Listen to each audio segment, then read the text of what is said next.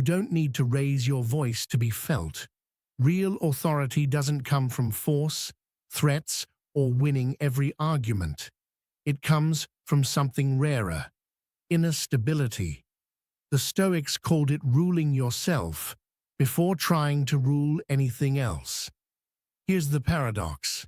The more you try to control people, the less they trust you. The more you control yourself, the more people naturally adjust to you. That's Stoic authority: quiet, immovable, and strangely magnetic. They own their reactions. Most people surrender power the moment they react. A harsh comment, a provocation, a disrespectful tone, suddenly they're performing. Stoics refuse that trade. They pause, not because they're weak, but because they're choosing. Epictetus warned, "It's not things that upset us, but our judgments about things." So when someone tries to pull them into chaos, they ask one question: what is this really asking me to believe? If it's asking them to believe they're threatened, they decline. They speak less, but with weight force uses volume. Authority uses precision. A Stoic doesn't fill silence to reduce tension. They let the silence do the work. They ask one clean question. They make one clear boundary. They say no without apology and yes without over-explaining. When your words are scarce, they become expensive. People listen because they know you're not talking to feel important. You're talking to be accurate. They set standards, not moods. Many leaders run on emotion. Good day, bad day, everyone feels it. That's not leadership. That's weather. Stoics operate on principle. Their team knows what to expect: fairness, calm, consistency. Not perfection, consistency. Marcus Aurelius wrote reminders to himself like a commander: be tolerant with others and strict with yourself. That's the model. You don't punish people to prove power. You raise the standard and embody it first. They don't chase respect. They behave respectably. If you hunt respect, you become needy. And neediness leaks through posture, through tone, through the way you argue. Stoic authority is built the slow way, by being reliable when it's inconvenient, by telling the truth when it costs, by staying calm when others panic. Over time, people stop testing you because they realize there's no emotional leverage.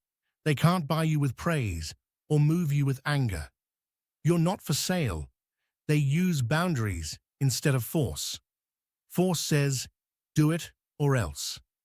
Boundaries say, here is what I allow, and here is what I will do if it's crossed. Notice, boundaries are about your actions, not controlling theirs. A Stoic can be kind and still be firm. They can listen and still say, this ends here. They can forgive and still remember. Because authority without boundaries is just friendliness, and friendliness without boundaries becomes weakness.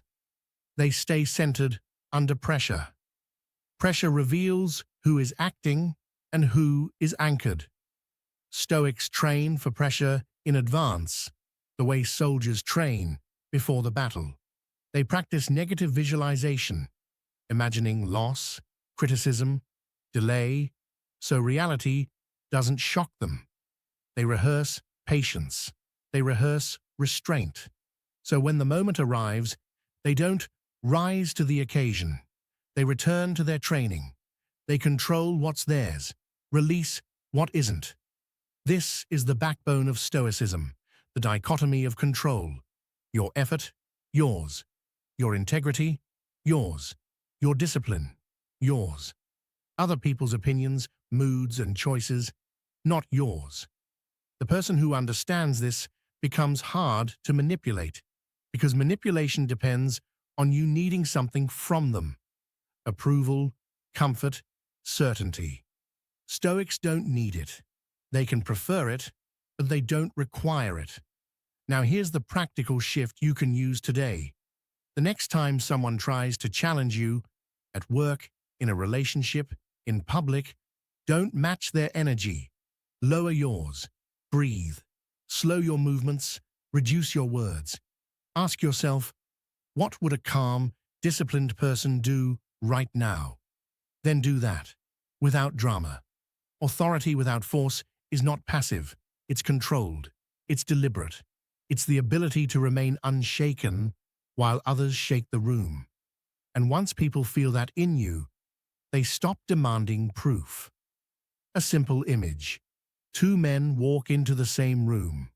One scans faces, searching for dominance, ready to correct, ready to intimidate. The other stands still, shoulders relaxed, eyes steady, voice calm. The first is trying to take the room. The second is already in command of himself.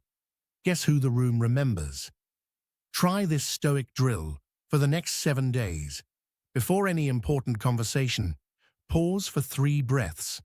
Decide your principle: clarity, fairness, or restraint.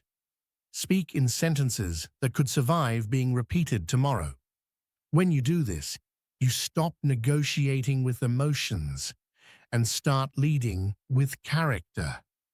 And character, unlike force, does not expire, because the strongest signal of power is simple. You don't need to fight to be respected.